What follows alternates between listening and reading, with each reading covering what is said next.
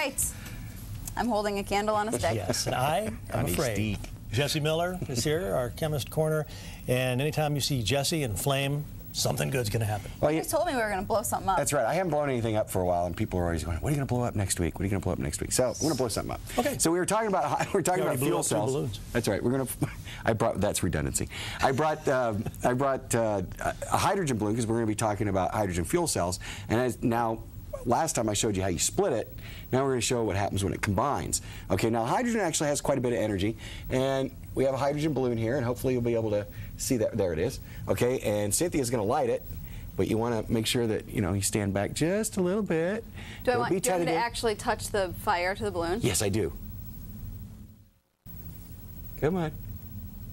There we go. All right. So.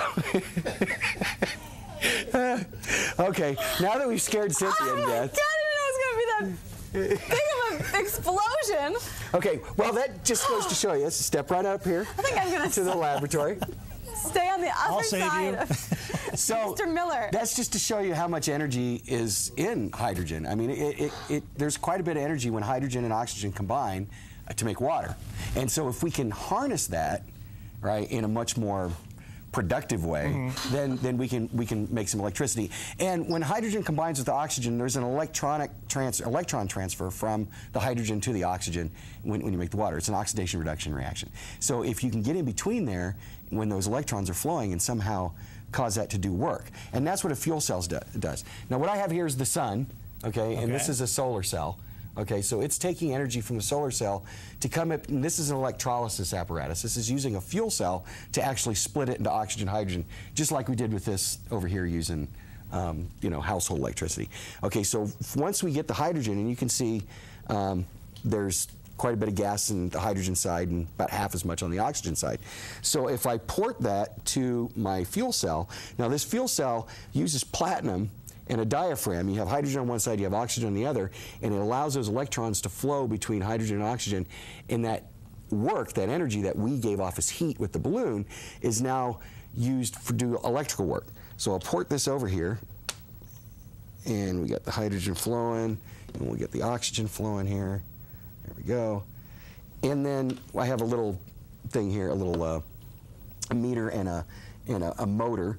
And we'll just turn this motor on there, and then you can see. Nothing else is going to explode, is it? Nothing else is going to explode, I promise.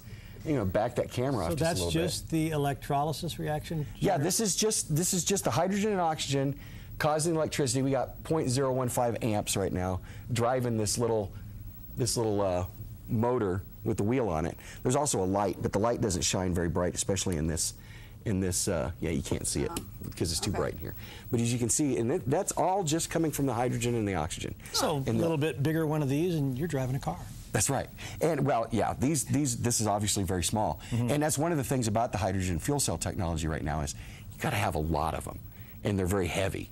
And there's a lot of platinum, and as you know, platinum's very expensive.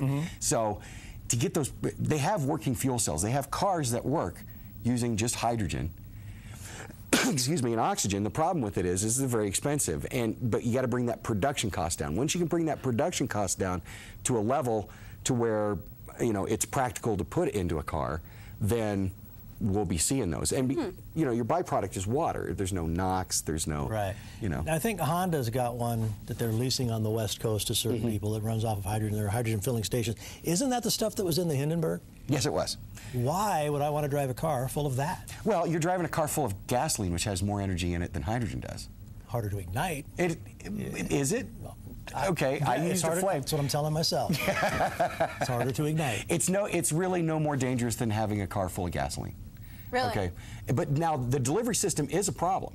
Okay, this is one of the things they have to work out. How do you, gasoline is liquid, so it vaporizes, it's 1,000 times more. So you can put a lot of gasoline in a car. Hydrogen's already a gas. You're not going to cool your car down to have liquid hydrogen in it.